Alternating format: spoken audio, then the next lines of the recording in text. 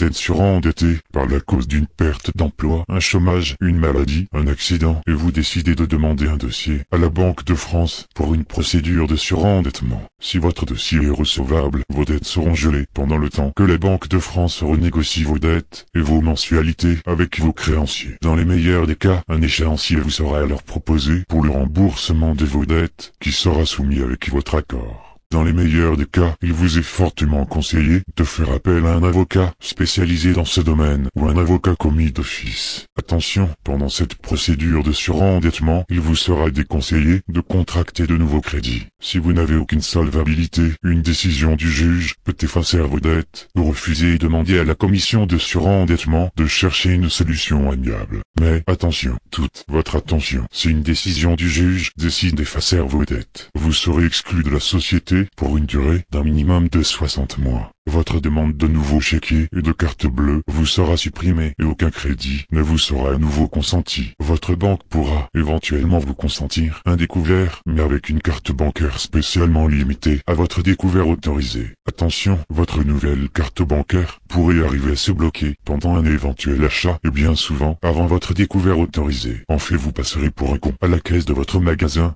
car il ne vous restera plus qu'à repartir la queue entre les jambes sans vos achats et en maudissant le système. Et cela pendant un minimum de 60 mois à partir de la date de la prononciation du jugement de l'effacement de vos dettes. En fait, vous avez été puni par la société d'avoir été contracté par la perte de votre emploi, du chômage ou d'une maladie. Votre punition sera au prorata, plus importante que si vous aviez braqué une banque, volé un véhicule, conduire sans permis, détourner de l'argent, du vol à le tir ou d'une vente illégale. Certes, vous ne serez pas en prison, mais vous vivrez dans un ghetto démocratique où le droit d'une deuxième chance vous sera totalement supprimé. Mais rassurez-vous, on ne vous supprimera pas le droit de vote, le droit de payer vos impôts, le droit de payer les prunes que l'on vous raquette, le droit de payer toutes vos taxes et sans doute, pour le moment, le droit d'ouvrir votre gueule. À ce jour, plus de 232 000 dossiers de surendettement ont été déposés, dont 202 900 dossiers jugés recevables. 81,2% des ménages ont moins de 450 € par mois pour réduire leurs dettes. 78,5% des personnes surendettées vivent avec moins de 2 000 € par mois. 39% des surendettés sont des salariés. 78,6% des surendettés sont locataires. Un dossier a été déposé au Sénat pour réduire la peine d'interdiction bancaire de 60 mois à 36 mois. Mais ces messieurs, les ronds de cuir, n'en ont jamais pris le temps de le consulter. Il est vrai que cela ne pourrait pas les concerner. France démocratique, France républicaine, France de la liberté et de la fraternité. France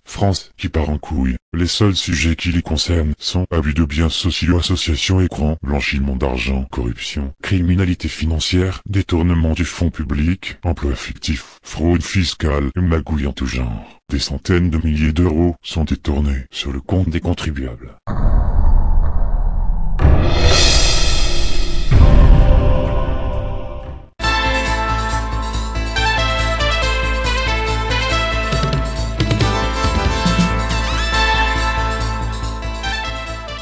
Les débats télévisés ne servent qu'à nous gonfler le képi, à calmer quelques esprits, à laver quelques cerveaux, et en nous prenant pour des lanternes. En fait, on nous prend pour des cons. La France est le pays où l'on ne fait que parler, avec des débats télévisés en tout genre. Radiodiffusés. Il est vrai que cela rapporte des milliers d'euros sur les spots publicitaires qui seront diffusés entre deux conneries. Cela ne les empêche quand même pas de nous sucrer la taxe de la redevance au RTF. Où va ces profits? Dieu seul le sait. Night out on the town, $75. So,